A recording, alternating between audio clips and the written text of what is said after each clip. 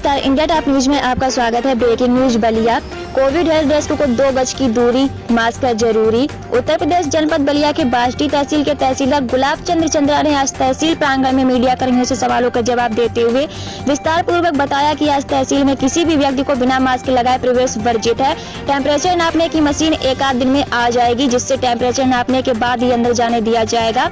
Gate पर जो है होमगार्ड के कई जवान तैनात हैं। उन्होंने कहा कि सफाई अभियान पर ध्यान देकर 2 मीटर दूरी बनाकर रहने से कोरोना वायरस का खात्मा होगा। उन्होंने कहा कि आज जितनी तेजी से बलिया में कोरोना की संख्या कम हो रही है, यह सारा परिणाम जिलाधिकारी बलिया, पुलिस अधीक्षक Ballia, joint magistrate Annapurna Garg, IAS Vipin Kumar Jain IAS की मेहनत के बदौलत आज बलिया स्वच्छ और सुंदर है। उन्होंने कहा कि आज जितने बलिया स्टेशन पर प्रवासी मजदूरों की जाँच कर उनके घरों तक पहुँचाने का जो हम लोगों ने काम किया, जरा सा भी मुझे कोरोना का भय नहीं रहा। उन्होंने कहा कि सैनिटाइजर आ गया है और हर टेबल पर रखा जाएगा। तहसीलदार गुलाब चंद्रा की जुबानी, आइए सुनते हैं। सबसे पहले मैं आपसे ये जानना चाहता हूँ कि आप तहसील बाष्टी के मजिस्ट्रेट हैं और कोरोना जैसी बीमारी में जो है आज जो लोगों को बचने का उपाय जो किया जा रहा है, उस संबंध में आज ये जानना चाहता हूँ कि आप तहसील में कौन ऐसी व्यवस्था किए हैं जिससे कि कोरोना के मरीजों को पहचाना जाए और इससे बचा जाए। देखिए, माननीय मुख्यमंत्री महोदय के निर्देश पर जिला प्रशासन द्वारा कोविड-19 से बचाव के लिए बहुत से उपाय किए जा रहे हैं। इस संबंध में राहत कार्यालय से माननीय मुख्य सचिव के स्तर से निर्देशित होने के बाद कोविड हेल्प डेस्क की स्थापना की गई है और कोविड हेल्प डेस्क के साथ साथ जो है 2 सप्ताह के लिए रोस्टर में 3 कर्मचारियों की तैनाती की गई है, जो 8-6 घंटे जो है प्रातः 8 से 2 बजे तक और 2 बजे से रात 10 बजे तक ये लगाए गए हैं कोविड हेल्प डेस्क के लिए। इसके बाद जो है, क्योंकि भारत सरकार द्वारा ये 6ठी गाइडलाइन जारी की गई है अनलॉक 2 की, और उसके तहत जो है मास्क पहनना अनिवार्य किया गया है। इसके दृष्टिगत आज तहसील परिसर में कोई बिना मास्क के प्रवेश न करे और उसको इस बात को जानकारी देने के लिए कि भारत सरकार और उत्तर प्रदेश सरकार द्वारा कोविड-19 को लेकर के बहुत कटिबद्ध है कि वो इसका प्रचार किसी भी स्तर पर न होने पाए और आम जन को ये पता होना चाहिए कि इससे बचाव के क्या उपाय हैं, जिसमें प्रथम दृष्टया थर्मल स्कैनिंग और दूसरा मास्क का अनिवार्य रूप से प्रयोग और दूसरा डिस्टेंसिंग, सोशल डिस्टेंसिंग का जो कॉन्सेप्ट है उसको बनाए रखना।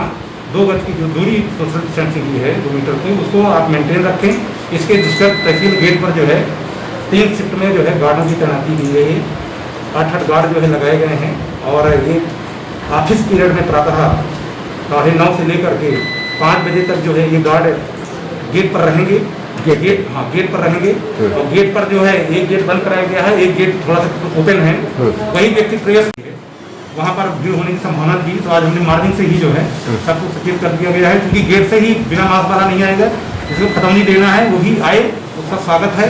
मास्क लगा के आए, काउंटर पर जाए, खतौनी लेने के बाद आप सीधे बैठ गए। अभी जो है आपके तहसील प्रांगण में जब मैंने प्रवेश किया, जी, मैंने ये देखा कि कुछ लोग जो है एक में एक जो है सटे हुए हैं, कुछ ऑफिसों में जो है लोग अपनी फरियाद लेकर के सटे हुए हैं। इस पर आपने अभी तक क्या कार्रवाई किया?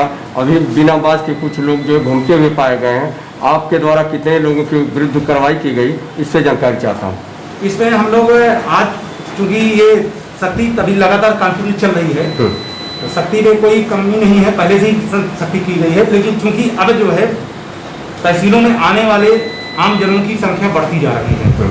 पहले होता था कि कभी कदार 1-2 आदमी आते थे, लेकिन 1 जुलाई से जब ऑफिसें खुली हुई हैं फुल क्षमता के साथ, उसमें आमदनी के बच्चों की, स्कूली बच्चों की, अभिभावकों की आय, जाति, निवास, खतौनी, खसरा, एडमिशन के लिए, इन सभी कार्यों के लिए आवक बढ़ा हुआ है। उसके मद्देनजर किसी को रोका नहीं जा सकता कि माननीय मुख्यमंत्री के निर्देश है कि पब्लिक सर्विसेज में किसी प्रकार का अवरोध नहीं होना चाहिए। उसके दृष्टिगत हम लोगों ने ये कहा है कि आम जन की सहूलियत के लिए उनको सोशल डिस्टेंसिंग का 100% पालन कराया जाए, मास्क का 100% पालन कराया जाए और जो कर्फ्यू की कॉन्सेप्ट बनाया गया रात 10 से सुबह 5 बजे तक, इसका 100% पालन किया जाएगा। और दिन में जो है कर्फ्यू न होते हुए दिन में हम लोग सोशल डिस्टेंसिंग और ऑफिसों में, खासकर सेक्शन में जहाँ बाबू बैठे हुए हैं, उस सेक्शन में अगर किसी 5 व्यक्ति का काम है तो उनको निर्देश दे दिया गया है कि आप एक आए पर एंट्री करें, फिर दूसरा आए, फिर तीसरा आए, फिर चौथा आए और उसी तरह से निकलने के लिए भी पहले आप निकलिए, फिर दूसरा आए, आप निकलिए फिर तीसरा आए, आप निकलिए फिर चौथा आए, आप निकलिए फिर पांचवा आए। तो ये कॉन्सेप्ट सभी सेक्शन में दे दिया गया है, क्योंकि 1 जुलाई से भीड़ भाड़ बढ़ी है। इसके मद्देनजर हम लोग और माँ और बेटी का जो है, माँ और एक लड़की का जो है बातचीत केस, उसके मद्देनजर पूरा सील कर दिया गया है, वहाँ कोई दिक्कत नहीं है। और जितने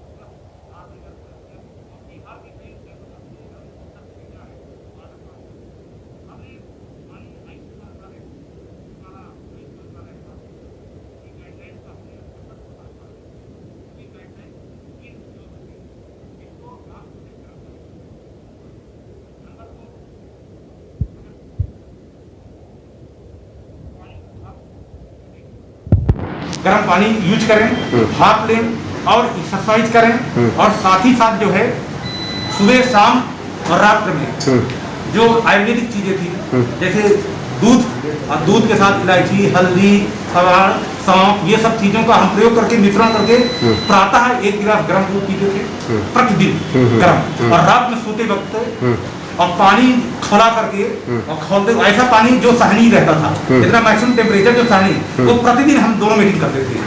और मुझे ऐसा जरा भी पता होता था कि शरीर में कुछ लचीलापन हो रहा है, तो पानी के टेम्परेचर और बढ़ा देते थे। अच्छा। और जैसे वो टेम्परेचर देते थे अगले दिन एकदम फिट रहते थे। तो अभी हमको जो है इतने दिन से काम करते लगभग सबसे ज्यादा मान सकते कि हम ग्रामीणों के संपर्क में रहे, प्रवासी। और भी बात देखा है जी जी। कभी सैनिटाइजर जो है कहीं हमें नजर नहीं आया, इस पे क्या कहेंगे? सैनिटाइजर हम लोग के पास आ चुका है, अभी सैनिटाइजर का डिस्ट्रीब्यूशन हो रहा है और सभी सेक्शन में हम लोग सैनिटाइजर पहुंचा रहे हैं।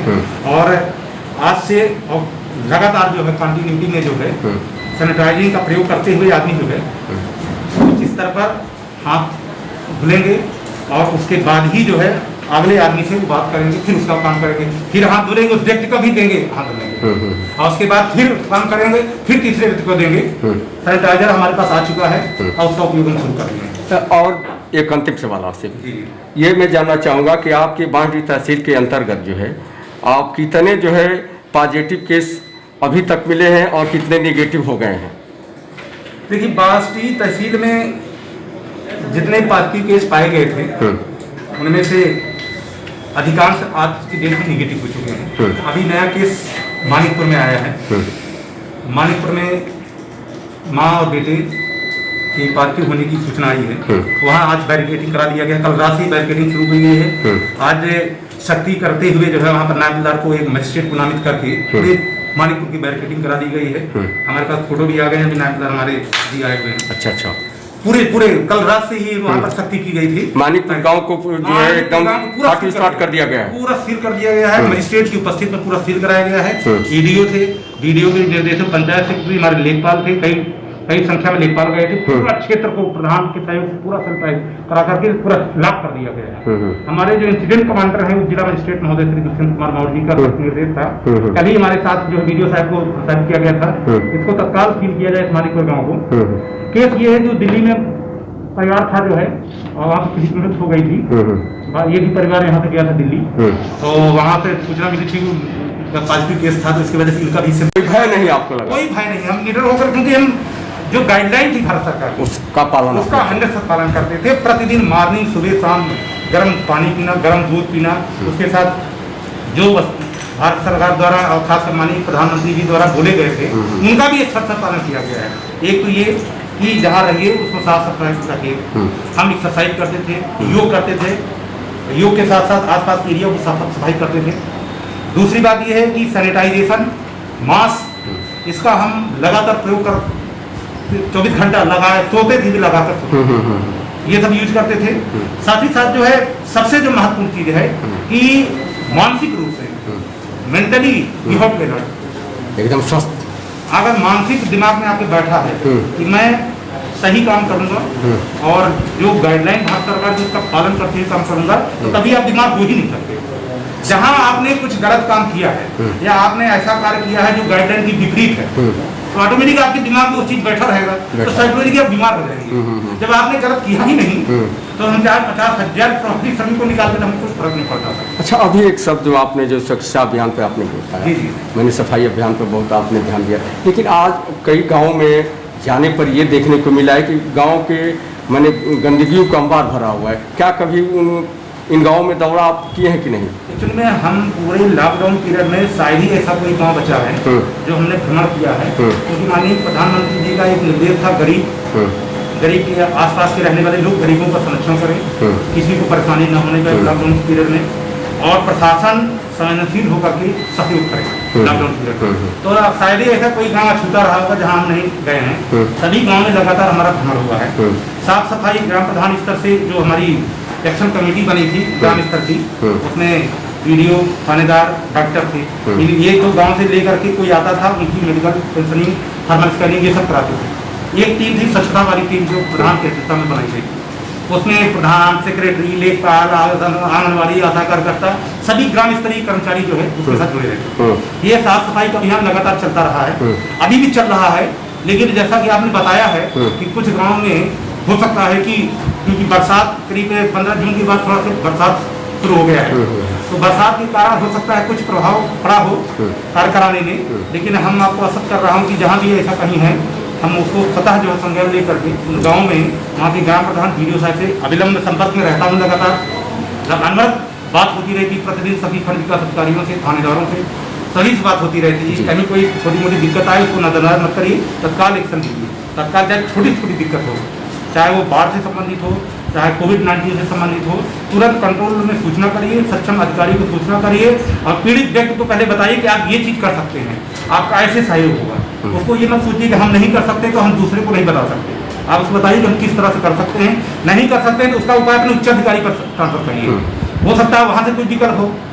तो ऐसे में हम लोग लगातार प्रयास किए हैं, जिसकी वजह से आज हमारा जनपद बलिया में खासकर 1 मई के पहले तो आपको कोई पॉजिटिव केस पाए नहीं गए हैं, ये तो बाहर से लोग आए हैं, लेकिन 1 मई के बाद क्योंकि प्रवासी श्रमिक आना शुरू हो गए थे और क्योंकि वो भी अपने ही आदमी थे तो आना भी था उनको, क्योंकि उनकी भी समस्या थी, तो उनको दृष्टिगत हम लोगों ने पूरा तैयारी किया है।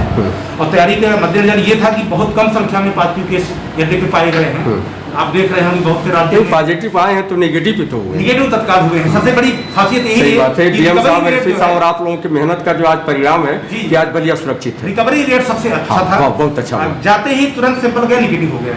तो ये हम लोग का या जिला प्रशासन की खासकर जिला मजिस्ट्रेट श्री हरि प्रताप शाही जी और हमारे कोविड-19 के दोनों IAS ऑफिसर जो चिकित्सा के हमारे विपिन जैन सर थे और जन समान पब्लिक रिलेशन से संबंधित जो हमारी अनुकूला गर्ग थी और हमारे उप जिला मजिस्ट्रेट दुष्यंत कुमार मौर्य जी ने जो अथक प्रयास किया है इंसिडेंट कमांडर के नाते, और उन्हें यद्यपि उनकी नौकरी या ये कह लीजिए कि सर्विसेज अर्ली है, फिर भी उन्होंने इतनी ज़्यादा मेहनत किया है, वो तारीफ की काबिल तारीफ है। और हम लोगों ने उनके साथ कदम से कदम कर किया और हमारे साथ जो हमारा स्टाफ था खासकर लेखपाल कानून और ऑफिस स्टाफ जो हमारे साथ ही लोग बैठे हुए, कंप्यूटर स्टाफ, सबका सहयोग, सब लोगों ने रात दिन मेहनत करके जो है अपने प्राणों का ध्यान न देते हुए आम पब्लिक के प्राणों को बचाने के लिए अपने को आहुति कठिन मेहनत किया है और उसके बाद भी सब सुरक्षित हैं और निरोग्य हैं। कहीं पर किसी पर कोई ऐसा नहीं है कि कोई बीमार तक नहीं हुआ हमारा इसका। जब उसका कमांडर जो गिरा बीमार नहीं होगा तो योद्धा जब आगे चलेगा तो फिर सैनिक तो चलेंगे साथ में। बहुत बहुत धन्यवाद आपको। Thank you. Thank you. दूसरी शर्त है कि बिना किसी कारण के वो तहसील में प्रवेश नहीं करेंगे। उनको युक्त कारण बताना पड़ेगा कि हम तहसील में किस कारण से आए हुए हैं। खतौनी लेना है, खसरा लेना है, एसडीएम से मिलना है, तहसीलदार से मिलना है, लेखपाल से मिलना है, कानून से मिलना है, बैनामा कराना है, रजिस्ट्री कराना है, वकील से मिलना है। जब तक युक्त कारण नहीं बता पाएगा तब तक गेट पर चेकिंग चल रही है। कोई व्यक्ति बिना युक्त कारण बताए तहसील अंदर प्रवेश नहीं करेगा। अभी आज जो है होमगार्डों की व्यवस्था कराई गई है और अगर इसमें किसी भी प्रकार के हमको लगेगा कि समस्या हो रही है वहाँ पर, तो भविष्य में वहाँ पर थाने स्तर से फोर्स भी तैनाती की जाएगी किसी भी तरह से सोशल डिस्टेंसिंग कोविड-19 के बचाव के लिए। क्योंकि अनलॉक 2 के प्रोसेस में जो है बहुत से जनपदों में, जैसे वाराणसी जनपदों में जिलाधिकारी महोदय की स्तर से कार्रवाई की जा रही है, काफ़ी बैन लगाए जा रहे हैं। उसी स्तर से हमारे जिलाधिकारी महोदय स्तर पर भी जो है ये सख्ती की गई है और जिलाधिकारी महोदय के निर्देश पर ही जो है सभी तहसीलों में सख्ती की गई है। थर्मल स्कैनिंग के लिए भी इक्विपमेंट जो है आ रहा है कोविड-19 की मदद से। कल हम लोग की वहाँ बैठक आयोजित की गई थी, उसमें बताया गया है कि सभी तहसीलों को थर्मल स्कैनिंग दी जाएगी। तो वहाँ पर थर्मल स्कैनिंग भी की जाएगी गेट पर और कोई भी संदिग्ध, असंदिग्ध और अन्य गतिविधियों में लिप्त व्यक्ति जिसका कोई औचित्य नहीं तहसील में प्रवेश करने का, उसे पूर्णतः प्रवेश वर्जित कर दिया गया है। कल ही हम लोग और जिलाधिकारी महोदय के साथ बैठक हुई है तहसील पर कि कल से जो है किसी भी व्यक्ति को जो मास्क नहीं पड़ेगा उसको तहसील में प्रवेश नहीं है। स्टाफ और उसके लिए हम लोगों ने सैनिटाइजेशन की व्यवस्था की गई है। 4 गत्ते जो है सैनिटाइजर आए हुए हैं और हम सब लोग अभी स्टाफ को सब डिस्ट्रीब्यूट कर रहे हैं और स्टाफ कार्यालयों में सैनिटाइज करते रहेंगे, सैनिटाइजर का प्रयोग करते रहेंगे और जो आम पब्लिक जो अगर किसी स्टाफ के पास आते हैं कार्य के लिए तो वो काम उनका करेंगे और साथ ही दूरी मेंटेन रखेंगे। पहला आदमी आएगा 2 मीटर की दूरी पर, दूसरा आदमी आएगा, फिर 2 मीटर के बाद तीसरा आदमी आएगा। अगर बहुत ज़्यादा संख्या भीड़ लगी है तो उनको टाइम बाउंड कर दिया गया है कि आप 1 बजे से 2 बजे करिए, 2 बजे से 3 बजे आइए, 3 बजे से 4 बजे आइए। ऐसा सभी ऑफिसों में निर्देश दे दिया गया है कि जहाँ पर भीड़ वाले काउंटर हैं वहाँ पर टाइम निर्धारित किया जा रहा है कि आप जो है निश्चित पीरियड में आए। अभी प्राय सब्सक्राइब करें इंडिया टाइम न्यूज चैनल और बेल आइकन दबाना ना भूलें। इंडिया टाइम न्यूज अपडेट सबसे पहले आपको मिल पाए।